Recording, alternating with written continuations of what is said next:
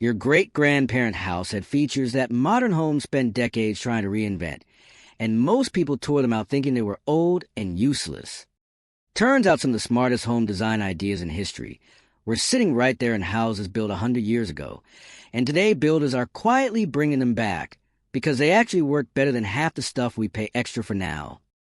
Before we get into it, if you love learning what actually works in a home instead of what just looks good on social media, hit subscribe to Home Intel right now, because this channel is built on one rule: no sponsors, no fluff, just honest breakdowns of what makes a house genuinely smart to live in. Now let's get into the 15 features that prove old houses knew something we forgot. The transom window. Above a lot of old interior doors, you'll find a small window, usually hinged so it can open. People assume it was just decoration. It wasn't. Before central air conditioning existed, transom windows use a passive stack effect, letting hot air escape upward and pulling cooler air to the house, creating natural airflow between rooms without a single fan. They also let borrowed light into hallways that had no windows of their own, which meant fewer lamps running during the day. Some newer custom homes are bringing these back specifically for passive ventilation, because it turns out moving air without electricity is still a good idea. The mudroom that actually worked. Older homes, especially farmhouses, had a small entry room before you even reached the kitchen or living space. Historically, it was often called a vestibule or entry porch, and it wasn't designed flourish. It was function first. Boots, coats, mud, and even soot stayed contained in one small zone instead of spreading to the house, and it helped block cold drafts from reaching the main living area. Compare that to a lot of modern homes with a front door open straight into the living room, and every muddy shoe becomes a cleaning problem. Builders are reintroducing mudrooms today, but the old version was simpler, cheaper, and honestly did the job just as well. High ceilings for a reason. High ceilings in Victorian and colonial homes weren't just about looking grand. Heat rises, so a taller ceiling gave hot air somewhere go during summer, keeping the living space at floor level noticeably cooler.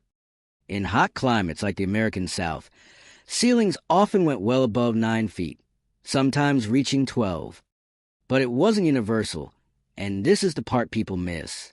In colder northern regions, older cottages often kept ceilings deliberately lower, because a lower ceiling trapped heat close to the floor and made the home cheaper to keep warm through winter.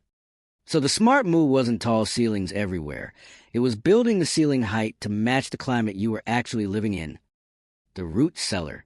Long before refrigerators, a root cellar kept vegetables, canned goods, and even meat cool and stable by using the natural insulating temperature of the earth. Ground temperatures below the frost line stabilized somewhere between 50 and 55 degrees year-round, with natural humidity that's ideal for preserving root vegetables, apples, and canned goods, and it did all of that without using any energy at all.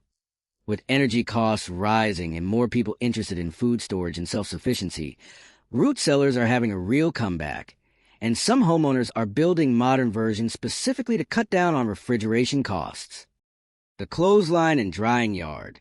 It sounds almost too simple to matter, but a dedicated drying yard or built-in clothesline setup was standard in older homes because dryers didn't exist yet, and even after they did, air-drying clothes was cheaper and gentler on fabric. Clothes dryers remain one of the most energy-intensive appliances in a typical home, often pulling somewhere between 1,800 and 5,000 watts per load. A simple, well-placed clothesline can cut laundry energy costs dramatically, and it's part of why you're seeing more homeowners install retractable lines in their backyards again. Pocket doors. Pocket doors slide directly into the wall instead of swinging open into a room. Old homes use them constantly because they save floor space in smaller rooms. A standard swinging door actually wastes around 9 to 10 square feet of usable floor space just for its swing radius, and pocket doors reclaim that entire area. Modern small space design has rediscovered this completely, and pocket doors are now a go-to solution in tiny homes and compact apartments for exactly the same reason they were popular in the 1800s. The butler's pantry. Originally a small prep and storage room between the kitchen and dining room, the butler's pantry gave homeowners a place to store dishware, linens, and food without cluttering the main kitchen. It also acted as an acoustic and visual buffer, so kitchen noise and mess stayed hidden during dinner parties. This feature nearly disappeared for decades and is now one of the most requested additions in new home builds, often reappearing today as a dirty kitchen or secondary prep pantry.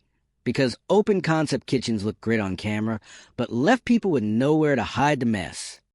Cross-ventilation by design. Beyond the transom above doors, older homes were designed with window placement in mind, positioning operable casement windows to catch breezes, and opposing double-hung windows across from each other to create low-pressure cross drafting through the house. This is a passive cooling method that costs nothing and works surprisingly well in the right climate. A lot of modern builders skip this because window placement gets dictated by exterior aesthetics rather than airflow, which is a step backward if you actually care about comfort. The sleeping porch, before air conditioning. Summer nights could be brutal indoors. So many homes, especially in the South and Midwest, included a screened-in sleeping porch where family members could sleep outdoors, protected from bugs, and catch a breeze that the closed-up bedrooms didn't get. These porches were especially popular in early 20th century craftsmen and southern homes, partly to fight summer heat and partly because fresh air was believed to help protect against illness during health epidemics of the time. It sounds unusual today, but the underlying idea, using outdoor adjacent space to regulate indoor comfort, is exactly what modern homes are trying to replicate with expensive mechanical systems. Thick masonry walls. Homes built with thick brick, stone, or adobe walls weren't just built that way because materials were limited.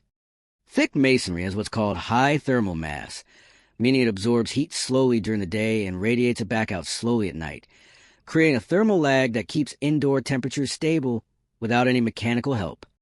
This is one of the reasons old adobe homes in hot desert climates stay livable, without air conditioning even now. And thermal mass is a principle modern sustainable architecture is actively studying and reapplying. The icebox alcove. Before electric refrigerators, homes had a built-in alcove, often near an exterior wall or back door, specifically designed to hold an icebox. Many even had a small exterior hatch, sometimes called an ice door, that let the ice delivery person slide a block of ice directly into the box from outside without ever stepping into the kitchen. The placement wasn't random. It kept the icebox away from direct sun and heat sources while keeping the whole process clean and efficient. It's a small detail, but it shows a level of intentional planning that a lot of modern kitchen layouts skip entirely. Built-in storage everywhere.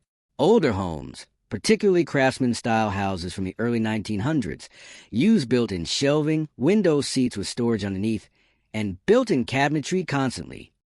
Closets were often small or non-existent, partly because people simply owned fewer clothes back then, but also because buildings like colonnades and sideboards used dead wall space efficiently instead of eating into the room. This wasn't just a stylistic choice. It was efficient use of space that didn't require buying separate furniture. Interior designers today are pushing built-ins hard again because they maximize small spaces in a way that freestanding furniture just can't match. The front porch. The front porch used to be one of the most important parts of a home, not just architecturally but socially. A deep porch overhang works as passive solar shading, blocking the high summer sun from hitting front-facing windows while still letting the lower winter sun reach in and warm the home naturally. Porches also encourage actual neighborhood interaction, something a lot of modern subdivisions with garage-forward designs have quietly erased. Builders are bringing porches back, partly for nostalgia, but mostly because they still work exactly as well as they used to. Light wells and interior skylights.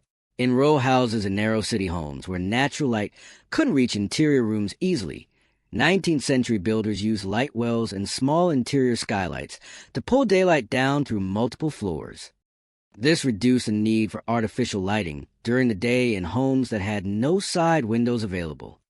It's a clever workaround for a layout problem that still exists in narrow modern homes and townhouses, and it's a solution architects are reusing instead of reinventing. The root of all of it, building for the climate you're actually in. This last one isn't a single feature. It's the mindset behind all 14 before it. Older homes were built specific to their region's climate because there was no other option. Architects call this vernacular architecture, building tailored to local climate, terrain, and available materials, long before mass HVAC and cookie-cutter tract homes made every house look the same regardless of where it sat. A house in Savannah wasn't built like a house in Vermont. High ceilings, porches, and cross ventilation showed up in hot climates.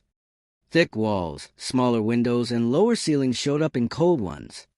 Somewhere along the way, mass-produced housing started using the same floor plans everywhere regardless of climate, and that's a big part why modern homes rely so heavily on mechanical heating and cooling just to stay comfortable. The old approach wasn't backward. It was just paying attention to something we stopped prioritizing. None of these features were about nostalgia when they were built. They were practical solutions to real problems, and most of them work without electricity, without a single sensor, and without a monthly subscription fee. The fact that architects and builders are quietly bringing so many of these ideas back in 2026 says a lot about how much we overcomplicate home design in between. If this made you look at old houses a little differently, that's exactly what Home Intel is here for. Honest home content with no sponsors and no filler, just what actually works. Subscribe if you haven't already. Drop a comment with which one of these features surprised you the most, and I'll catch you in the next one.